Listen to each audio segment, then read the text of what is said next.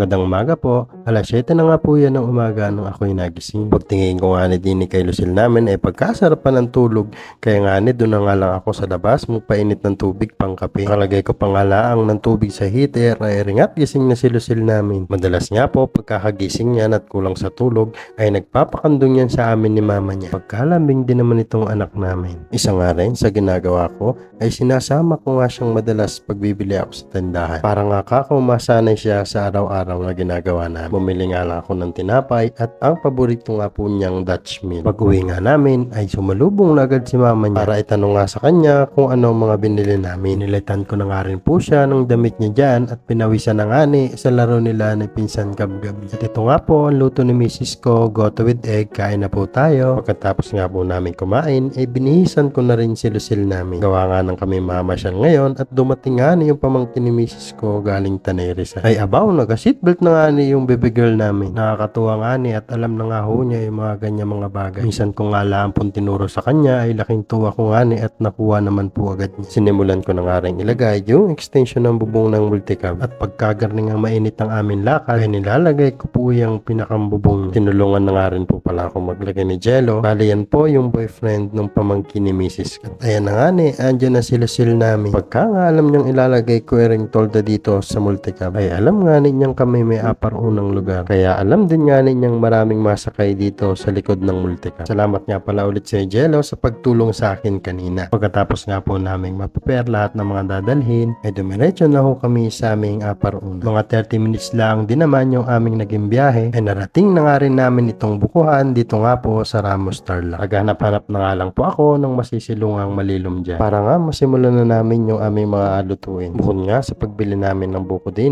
dito nga rin namin naisipang kumain ng tanghalian at paminsan-minsan laang din naman ho rin. Isa nga rin po ito sa magandang therapy ng anak namin. Dahil nga sa ganito mga banding ay nakikilala at nakakasalamuhan niya yung mga taong malalapit sa kanya. Kaya naman kakoy salamat ng marami sa inyo at may mga ganitong mga pagkakataon na nangyayari sa anak namin. At rin na nga ho, luto na ang inihaw na hito. Sinamahan na nga din po namin ng sausawan. Kaya na po tayo. Salamat po Panginoong Diyos sa lahat ng mga pagpapala at mga biyaya na ipinagkakaloob mo po sa amin. Pagkatapos nga po naming manalangin, kami nga ho ay nagsikain na at mas masarap nga pong kumain ng garne kung iyong kakamay. Basta't magugas ka laman din ng kamay ay sigurado nung kainaman na. Tapos yung iyong pagkainan ay dahon ng saging ay kahit man din painahin ng kumain ay siguradong mapaparami ng kain na. Subuan na nga rin namin si Lucille namin dyan. Buti nga nit, paborito nga rin niya itong inihaw na hito. At pagkatapos nga po namin kumain, erit may dumaang nagatinda ng ice drop. Saktong-sakto nga at kakatapos lang din naman po namin kumain. Rehot, bumili na nga rin si Mrs. ko ng para sa mga bata at pagkatapos nga po kay Lucille namin. At pagkatapos nga po namin makapagpahinga-pahinga ng kaunti ay dumating na rin yung magasungkit ng buko. Kaya nga kakoy magpasungkit na rin tayo at panay-panay na nga rin ang datingan ng mga nagpasungkit. At ito na nga po yung mga binili namin na buko. Bali 10 pesos nga po isa niyan. 30 pieces nga po yung binili namin At pagkatapos nga po namin bumili ng buko ay dumiretso nga din po kami dito sa isang spot na talaga namang mapapawak ko din naman sa ganda. Aakalaan mo ang nasa ibang lupalop ka na lugar dyan. Ewan ko bagat pagka ako'y nakakakita ng mga ganitong mga view ay parang ako'y nakakahinga ng maluwag. Ang sarap sa pakiramdam, kumbaga yung tipong hindi ka nag-iisa sa buhay, ano man ang mangyari.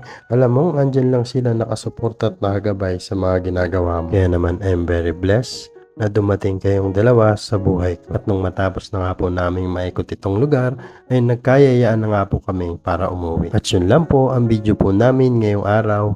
Salamat po sa inyo pong wala sawang panonood. Ingat!